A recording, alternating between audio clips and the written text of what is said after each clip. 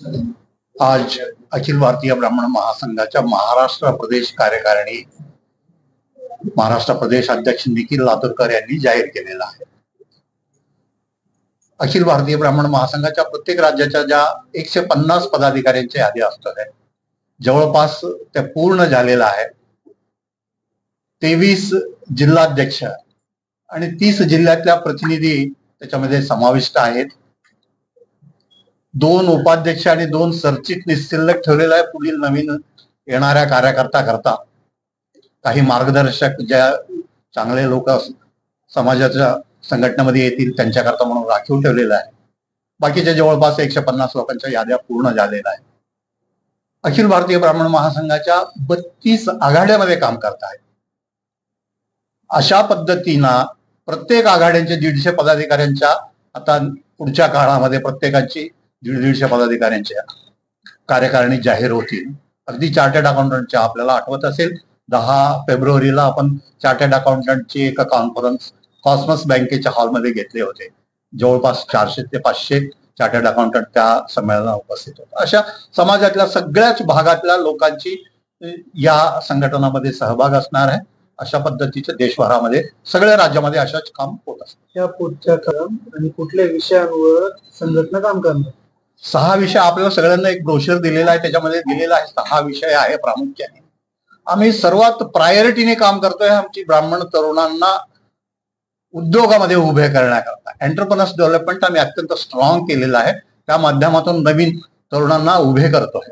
मागच्या वर्षी फेब्रुवारी 25 तारीखला एक स्टार्टअप कॉन्क्लेव्ह घेऊन त्या माध्यमातून 100 मुलांना आम्ही उद्योगामध्ये उभे केलेलं आहे.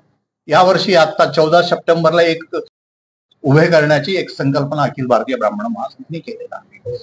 ही एक त्याच्याबरोबर ब्राह्मण भवन देशाच्या प्रमुख शहरामध्ये ब्राह्मण भवन बनवण्याची एक संकल्पना नुकतेच आम्ही दिल्लीमध्ये गुढीपाडव्याला सुरू केलेला आहे. आता पुण्यामध्ये आम्ही स्वतःच्या जागा पाहतोय. स्वतःच्या इमारती पुण्यामध्ये व्हावा अशी संकल्पना आहे.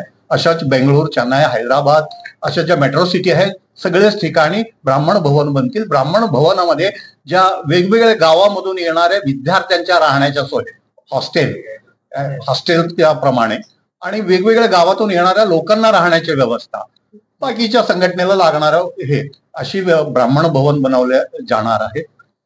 आणि ब्रह्मोद्योग म्हणून आमची एक मोठी ज्या ब्राह्मण इंडस्ट्रियलिस्ट आहे उद्योजक आहे त्यांची एक कॉन्फरन्स आपल्याला आठवत असेल तर मागच्या 2018ला आपण अग्रिकल्चर कॉलेज ग्राउंडवर बनवले होते ब्रह्मोद्योग.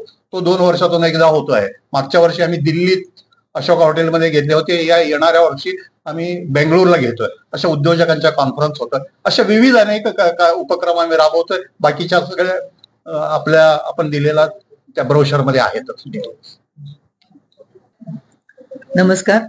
अखिल भारतीय ब्राह्मण महासंघ महिला आघाडीच्या वतीने सुद्धा विविध योजना असतील, विविध कार्यक्रम असतील त्याचं नियोजन करण्याचा विचार अखिल भारतीय ब्राह्मण महासंघाचा आहे.